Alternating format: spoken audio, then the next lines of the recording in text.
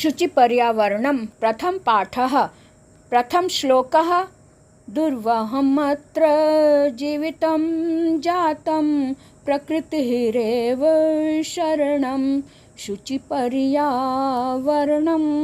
शुचिपर्यावरणं महानगरमध्ये चलदनिशं कालाय सचक्रं मनः शोषयत् तनुपेशयद् भ्रमति सदा वक्रं दुर्दान्तैर्दर्शनै अमुना स्यान्नैव जनग्रसनं शुचिपर्यावरणम्।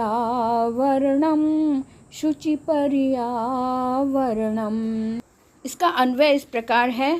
अत्र जीवितं दुर्वहं जातम् अत्र प्रकृतिः एव शरणं शुचिपर्यावरणं महानगर मध्ये कालाय सचक्रम् अनिशं चलत् मनः शोषयत् तनुपेशयद् सदा वक्रं भ्रमति अमुना दुर्दान्तैः दर्शनैः जनग्रसनं न एव स्यात्। प्रस्तुत पाठ का प्रसंग इस तरह से है। प्रस्तुत पाठ की रचना प्रसिद्ध आधुनिक कवि हरिदत्त शर्मा जी द्वारा दी गई है। यह उनके लसल लतिका नामक रचना संग्रह से संकलित है। इसमें कवि ने महानगरों की यांत्रिक बहुलता से बढ़ते प्रदूषण पर चिंता प्रकट की है। इसका अर्थ इस प्रकार से है। अत्र जीवितम दुर्वहम जातम अर्थात यहाँ अत्र का मतलब यहाँ से है कि महानगरों में जीवन जो है मुश्किल सा हो गया है। अब तो प्रकृति ही शरण में है, यानी कि अब प्रकृति और स्वच्छ पर्यावरण ही एकमात्र आश्रय है, क्योंकि महानगर में दिन रात चलता हुआ लोहे का चक्र जो है, यानी लोहे का पहिया जो है, वो मन को सुखा रहा है, शरीर को पीस रहा है। कहने का भाव ये है कि हमेशा कुटिलता से घूम रहा ये चक्र, ये पहिया, समय का जो चक्र है ये टेढ़ा घूम रहा है, यानी कि इसके भयंकर दांतों से लोगों का जीवन नष्ट हो रहा है, ऐसा प्रतीत हो रहा है। दूसरा श्लोक इस तरह से है। कज्जल मलिनम धूमम मुंचति शत शकटियानम वाष्पयान माला संधावती वितरन्ति ध्वानम याननां पंक्तियो ह्यनंता कठिनम संसरणम शुचि पर्यावरणम। इसका अन्वय इस तरह से है।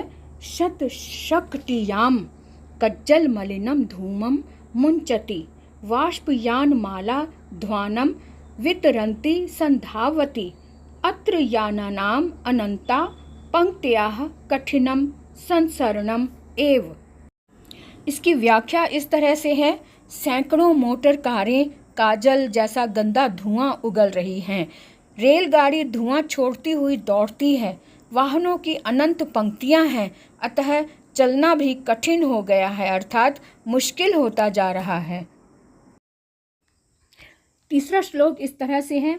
वायुमंडलम भृशम दूषितम नहि निर्मलम जलम कुत्सित वस्तु मिश्रितम भक्ष्यम समलम धरातलम करणीयं बहिरन्तर्जगति तु बहुशुद्धीकरणं शुचिपर्यावरणम्।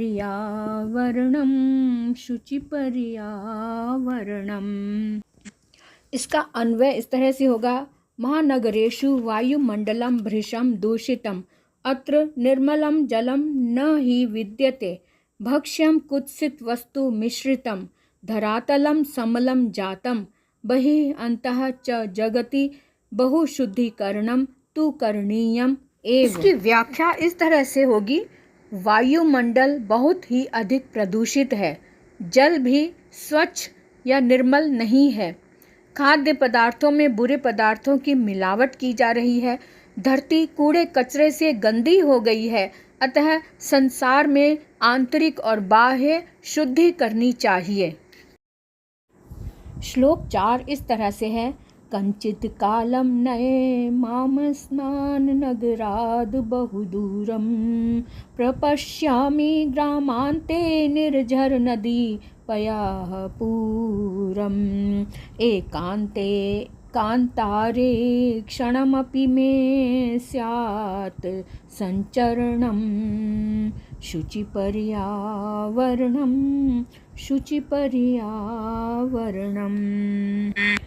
इसका अन्वय इस तरह से है, कंचित कलम माम अस्मात् नगरात् बहु दूरम नये ग्रामान्ते निर्झर नदी पये पूरम प्रपश्यामि एकांते कांतारे मे क्षणम अपि संचरणम स्यात्। इसकी व्याख्या इस तरह से है, कुछ समय के लिए मुझे इस नगर से दूर ले चलो। मैं गांव की सीमा पर झरने, नदी तथा जलाशय देखना चाहता हूँ।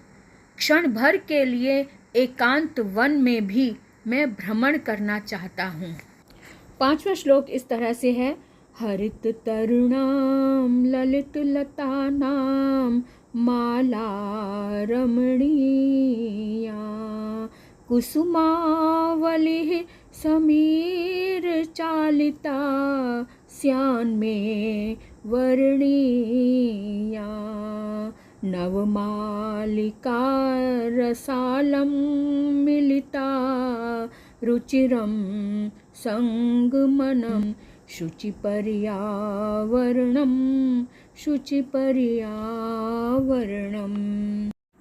इसका अन्वय इस तरह से है, हरित तरुणाम ललित लतानाम च रमणीया माला समीर चालिता कुसुमावलिः मे वर्णीया स्यात् नवमालिका रसालम मिलिता रुचिरम संगमनम स्यात्। अब इस श्लोक की व्याख्या इस तरह से है, हरे भरे पेड़ों की, हरी भरी लताओं की मनोहर माला और वायु द्वारा चलाई गई फूलों की पंक्तियाँ मेरे लिए स्वीकार करने योग्य हैं।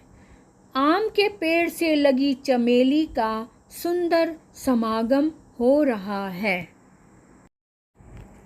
श्लोक 6 इस तरह से है, अयि चल बंधो खगकुल कलरव गुंजित तव वन देशम पुर कलरव संभ्रमित जनेभ्यो धृत सुख संदेशम चाकचिक्य जालम नो कुर्यात् जीवितर सहरणम शुचि शरणम।